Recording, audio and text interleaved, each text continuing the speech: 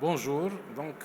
Les organisateurs du CIFAL m'ont demandé de faire une communication sur la croissance qu'a connue notre production nationale et justement qui a prouvé sa résilience face à cette pandémie que nous vivons maintenant depuis 2 ans. Et on a essayé un peu de décortiquer, c'est surtout une communication de chiffres et une communication d'objectifs, comme vous allez le voir à la fin. Donc j'ai essayé avec nos équipes de décortiquer un peu l'évolution du marché d'abord. Donc comme vous le voyez, notre marché, après avoir connu une embellie entre 2017 et 2018 de plus de 13%, la cassure de 2019 avec la première fois depuis plus de 20 ans une décroissance à moins 1%, et bien sûr une reprise progressive de la croissance qui, l'année dernière, a dépassé les 7%, et c'était plus ou moins les prévisions d'IQVIA. Donc notre marché au prix public a été l'année passée de 478 milliards de dinars. Alors 90% du marché est tenu par les 50 premiers opérateurs. Ça montre un peu, on a compté le nombre d'opérateurs, j'ai été étonné. Les opérateurs du pharma sont pratiquement à 490 opérateurs. Je suppose que dans les 490, il y a ceux qui n'existent plus, mais l'essentiel du marché, donc 90% quand même, c'est les 50 premiers opérateurs. Ça veut dire qu'on est dans un marché qui est totalement atomisé. Vous voyez que les opérateurs, les fabricants qui font plus de 1 milliard de dinars de chiffre d'affaires, je parle de chiffre d'affaires PPA, ils sont au nombre de 65. Il y a 102 opérateurs qui font entre 100 millions et 1 milliard de dinars. Et surtout, ce qui est inquiétant, il y a 173 opérateurs qui font 50 millions de dinars et 236 opérateurs qui font entre 10 et 50 millions de dinars. C'est dire que c'est un marché où les acteurs sont très nombreux, mais l'essentiel est assuré par les 50 premiers opérateurs.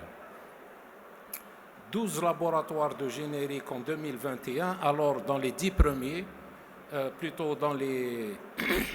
en 2021, on dénombre 12 laboratoires de générique dans les 20 premières places, alors qu'en 2017, il n'était que 8.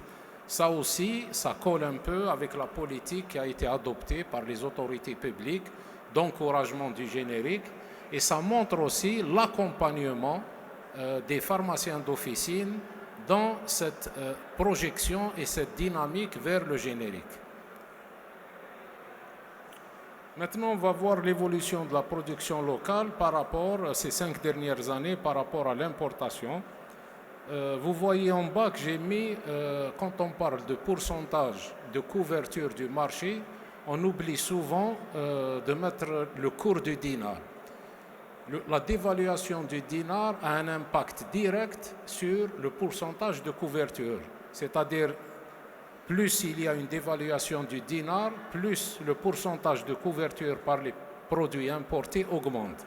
Donc sur un marché qui a connu une évolution progressive, constante, les 5 dernières années, nous voyons que la production couvre à peu près 60% et qu'il y a une stabilité de l'importation à 33-32%.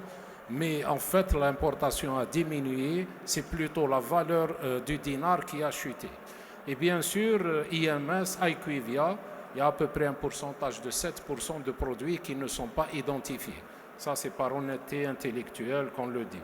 Et on voit très bien que le dinar qui était à 125 face à l'euro en 2017, il est à peu près à 160 aujourd'hui. En valeur, la production locale aussi a connu une importante croissance, puisque la croissance moyenne annuelle a été de 7,32%, alors que les produits importés, leur croissance sur les 5 dernières années a été de 1,7%.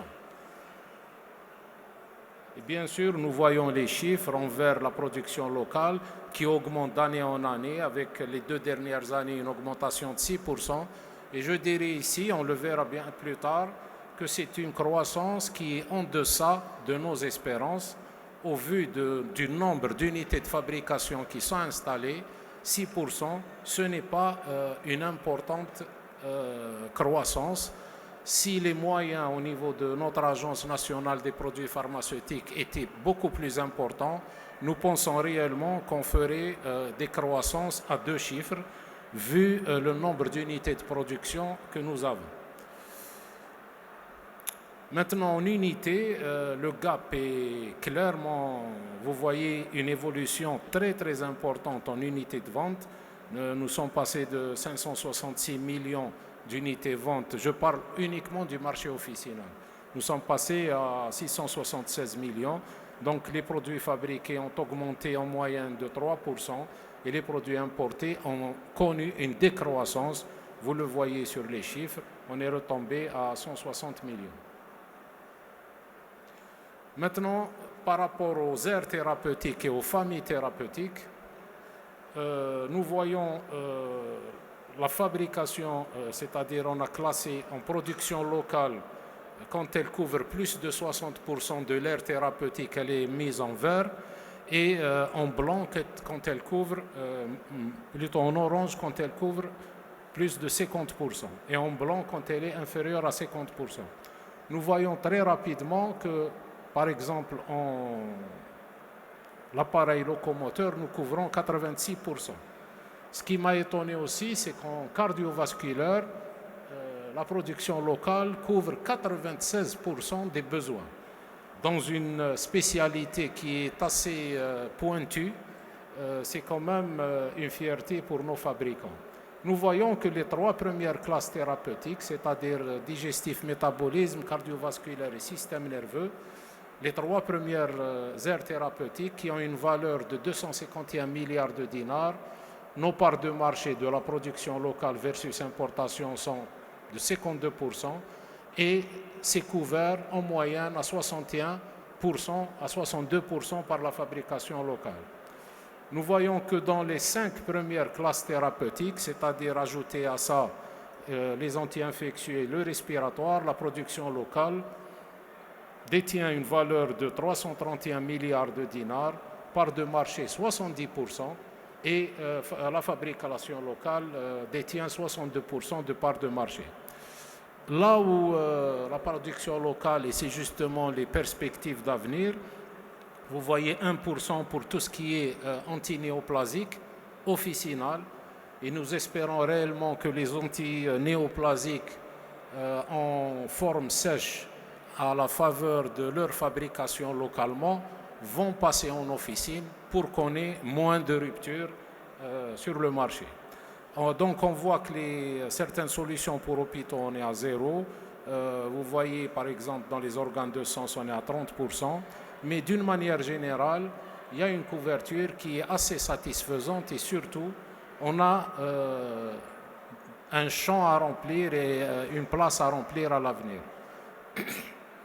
Maintenant, par rapport aux produits qui sont utilisés contre cette pandémie, nous avons essayé d'analyser l'évolution de leur consommation en Algérie. On commence par l'inoxaparine. Donc, il y a eu un bond qui est extrêmement élevé entre 2020 et 2021, une augmentation de plus de 63%, ce qui est énorme au vu aussi de son accompagnement par la production locale. L'amoxicilline acide clavulanique qui a connu aussi 41% de croissance, bien sûr, due au Covid, ça c'est en unité de vente, on n'est pas en train de parler de valeur.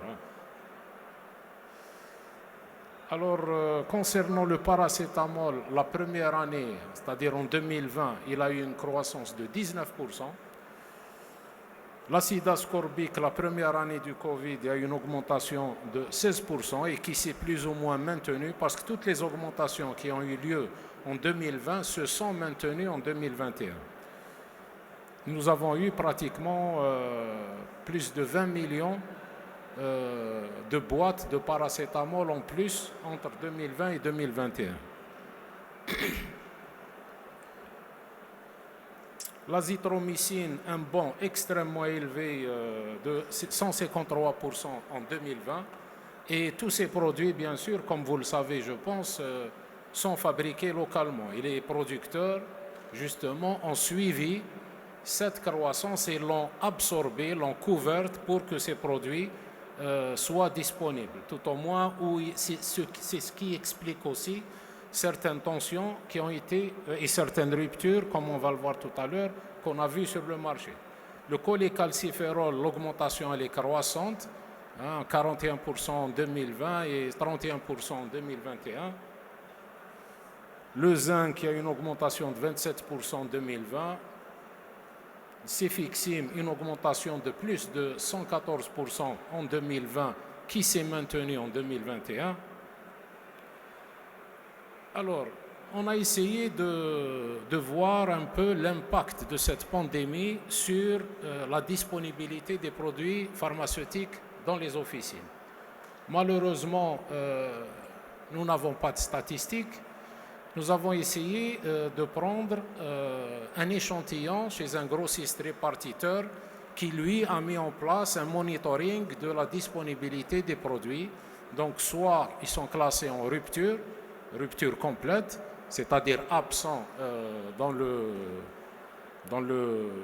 listing de leurs fournisseurs, ou bien ils sont en tension, et sous tension, la définition de sous tension, c'est que ni le pharmacien ni le grossiste ne voient leur commande honorée. On commande 1000 boîtes, on a 500 boîtes ou 100 boîtes. Donc on voit à travers les mois.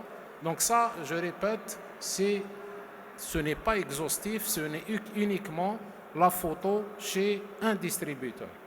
Donc on voit quand même qu'il y a eu, disons pendant l'année, vous voyez à travers les mois, autour de 100 produits qui sont sous tension et autour de 70-80 produits en rupture.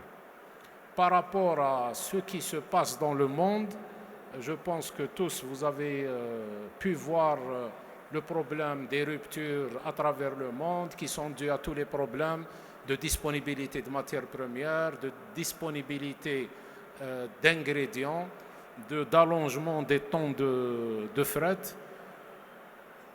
Alors, ici aussi, on a essayé d'analyser au niveau de la vague de juillet, la troisième vague de juillet-août, et vous voyez qu'on était à peu près à 11% de DCI qui étaient en rupture. IQVIA prévoit un marché qui va être en pleine expansion et elle prévoit une reprise de la croissance. Déjà là, maintenant, on a une croissance qui est supérieure à celle qui a été prévue par IQVIA. Les facteurs qui sont déterminants dans la croissance de notre marché, bien sûr, c'est les unités de production qui sont là, le vieillissement des populations, la hausse des maladies chroniques. Bien sûr, nous avons une nouvelle agence des produits pharmaceutiques et nous espérons vivement que cette agence puisse enregistrer plus rapidement et d'une manière massive les produits fabriqués localement pour qu'on puisse justement aller sur d'autres aires thérapeutiques. Les facteurs qui peuvent tirer la croissance vers le bas, c'est la pression à la baisse des prix et aussi c'est l'entrée de biosimilaires, mais ça c'est le marché hospitalier. L'année 2021, avec tous les malheurs qu'elle a ramenés, il y a quand même j'ai voulu donner 4 chiffres. Alors, 233 opérateurs fabricants ont enregistré des produits à la fabrication en 2021. Ils ont pu enregistrer 596 produits, nouveaux produits. Ils ont représenté pratiquement 10 millions de boîtes. Je parle des nouveaux produits enregistrés à la production 2021. Et ils ont représenté en prix public 4,4 milliards de dinars. On peut dire que c'est bien, mais réellement, en tant que fabricant, nous pensons réellement qu'on peut faire beaucoup plus au vu du nombre d'unités de fabrication que nous avons. Réellement, c'est tout juste moyen. Le fait d'enregistrer plus rapidement, d'injecter des moyens matériels et humains au niveau de cette nouvelle agence nous permettrait d'être plus optimiste, nous permettrait d'enregistrer plus, nous permettrait de diminuer la facture d'importation, puisque tout le monde se plaint de l'augmentation de cette facture, et bien elle va diminuer. Ça nous permettrait aussi d'aller plus rapidement vers l'export. Ce que nous souhaitons, nous, à l'UNOP, pour 2022, nous souhaitons que ce soit l'année de l'optimisation de nos capacités de production. Nous pensons pouvoir enregistrer au moins 1000 nouveaux produits qui représenteraient au minimum 10 milliards de dinars avec une augmentation de 127%. Et ça, c'est en dehors des produits hospitaliers. Voilà, j'ai terminé et je suis à l'écoute de vos questions éventuelles.